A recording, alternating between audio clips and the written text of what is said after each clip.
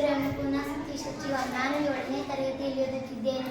ನನ್ನ ಶಾಲೆಯ ಹೆಸರು ಶ್ರೀ ಸಂಗಮೇಶ್ವರ ಕನ್ನಡ ಹಿರಿಯ ಪ್ರಾಥಮಿಕ ಶಾಲೆ. ಇವತ್ತು ನಾನು 6ನೇ ತರಗತಿಯ ಮಂಗಳ ಗ್ರಹದಲ್ಲಿ ಪುಟ್ಟಿ ಎಂಬ ಪದ್ಯವಾಚನವನ್ನು ಮಾಡಿದ್ದೇನೆ. ಆಗಸದಲ್ಲಿ ಹಾರುವುದೆಂದರೆ ಪುಟಾಣಿ ಪುಟ್ಟಿಗೆ ಬಲು ಇಷ್ಟ.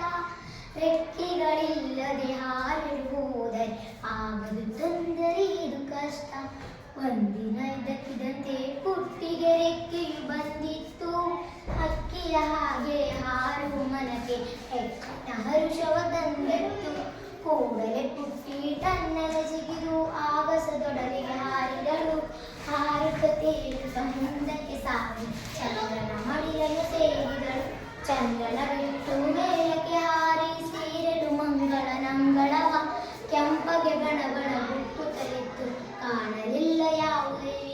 ಹುಟ್ಟಲು ಕಂಡಳು ಮಂಗಳನಲ್ಲಿ ಯೋಗಿ ಹೆಸರಿನ ಬಂಡೆ. ಒಡನೆ ಕೇಳಿದಳು ಕೆಂಪು ಬಂಡೆ, ನೀನು ಹೇಗೆ ಇಲ್ಲಿಗೆ ಬಂಡೆಯು ಕಣ್ಣೀರ ಸುರಿಸುತ್ತ ಹೇಳಿತು ಪುಟ್ಟಿಗೆ ನೋವಿನಲಿ. ಪುಟ್ಟಿ ನಮ್ಮಿ ಮಂಗಳ ಗ್ರಹದ ದುರಂತ ಕಥೆಯನ್ನು ಕೇಳಿತಿ. ಇನ್ನೊಂದು ಕಾಲದಿ ಈ ಗ್ರಹದಲ್ಲಿ ಇತ್ತು ಜೀವಜಲ ಹಸಿರು ಮರ. ಆಗಿನ ಜನತೆಯ ನಾಡನ್ನು ಕಟ್ಟಲು ಮರಗಳ ಕಡಿಯೇ ಬಂತು. ಮಳೆ ಬೆಳೆ ಕಾಣದೆ ಜೀವ